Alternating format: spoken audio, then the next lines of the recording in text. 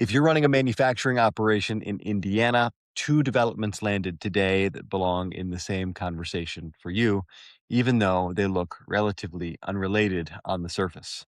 NiSource has signed a long term energy deal with Alphabet to power a data center in Indiana. And that's one more large industrial load customer entering an Indiana utility territory at a moment when Governor Braun was standing in front of a camera last week warning that Indiana has an electricity supply problem. And at Caterpillar's Lafayette plant in Tippecanoe County, executives announced a $5 million Indiana workforce investment plan with the governor present, a concrete number attached to a real commitment on the workforce side of that same equation. Power and people. In the next few minutes, I'll walk you through what each of these means for your operation and the questions worth putting in front of your team today or tomorrow. If you're purchasing power from NIPSCO in Indiana, the long-term energy deal NiSource just announced with Alphabet to power a data center in the state is a development worth tracking carefully. And the reason has less to do with the data center itself than with what typically follows. So here's what we know. NiSource announced a long-term agreement to provide energy to an Alphabet data center located in Indiana. NiSource's stock rose on the announcement, reflecting the market's view that large, long-term industrial load customers are a positive for utility revenue. That part is pretty straightforward. But here's what Indiana manufacturers in NIPSCO territory need to think through. A large data center is a large new load on the grid.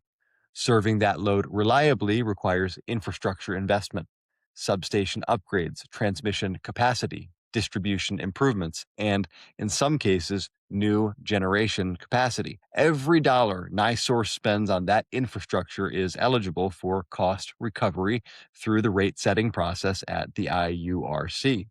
And cost recovery does not land only on the new customers that created that need. It gets distributed across the existing rate base, which includes every commercial and industrial customer currently buying from NIPSCO.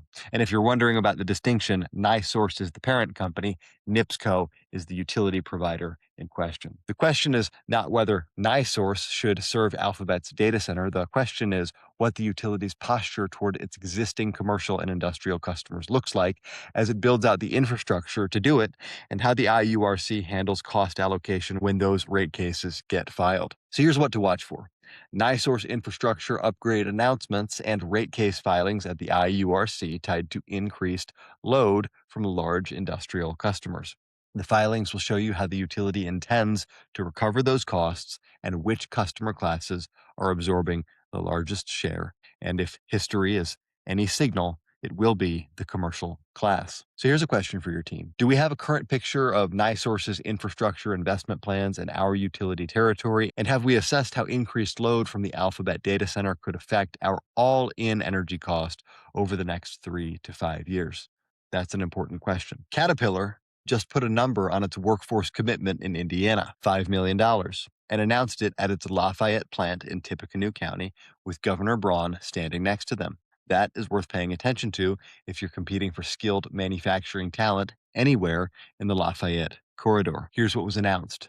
Caterpillar executives unveiled a $5 million Indiana workforce investment plan at the Lafayette facility with the governor present. The details of the specific programs, partnerships, or training infrastructure this investment funds have not yet been fully disclosed, but the announcement at the plant level with the state's chief executive in the room signals that this is a committed, structured investment, not a press release number. For Indiana plant leaders, the Caterpillar announcement serves two purposes. First, it's a benchmark. A $5 million workforce investment by a large manufacturer in Tippecanoe County raises the competitive baseline for talent development in that labor market. If Caterpillar is investing at that level to attract, train, and retain skilled workers in Lafayette, other employers in that region are operating in the same labor market and competing against a better resource development program.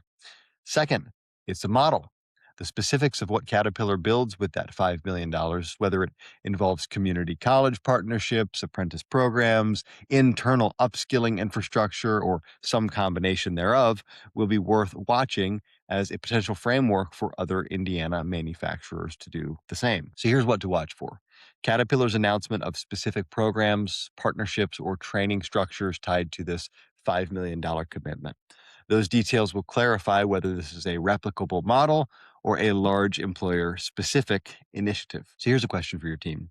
What is our current annual investment in workforce training and development at this facility? And does it reflect the level of commitment required to compete for skilled manufacturing talent in our regional labor market against employers like Caterpillar? Today's two stories land on the same pressure points Indiana manufacturers have been navigating all month: grid capacity and workforce constraints. NiSource's long-term deal with Alphabet adds another large industrial load to an Indiana utility territory, NIPSCO territory, at a moment when the governor has already named electricity supply as a major constraint.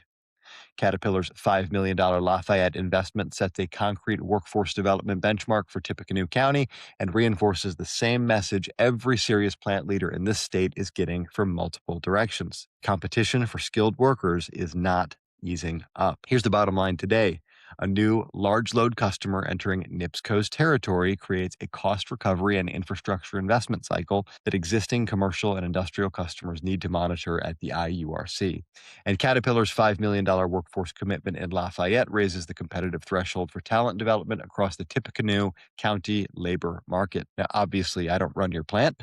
That's your job. My real job as CEO of Tactical Energy Group is to stay on top of everything that changes the cost and reliability of your power and the economics of making things in Indiana. And that's so that we can build the right products and programs for the manufacturing community. But while I'm doing that work anyway, this brief is my way of giving you as much of that insight as I possibly can, so you can spend more time running your operation and less time trying to decode your bills and understand rate cases and understand the headlines. Two stories today, two sets of questions worth putting in front of your team this week. If your operation touches either NiSource, that's NIPSCO territory, or the Tippecanoe County labor market, these are not abstract, but direct concerns for you. Here's the first question. Are we monitoring NIPSCO's IURC filings for infrastructure cost recovery tied to large load customers, especially the Alphabet data center deal? And do we have a current position of how those costs could affect our all-in energy rate over the next 3 to 5 years? Second, what's our current annual investment in workforce training and development at this facility? And given Caterpillar's $5 million Lafayette commitment, is our program competitive enough to retain the skilled workers we depend on? Or are we at risk of losing them to better resourced development programs at larger employers in our region? So listen, if today's brief helped you see either of these stories more clearly, then go ahead and pass them along to another Indiana operator who should be watching NIPSCO's rate trajectory or benchmarking their workforce investment before the competition does it for them. I'm Daniel Burke. This is TEG Daily, Indiana Manufacturing News, and I will see you tomorrow.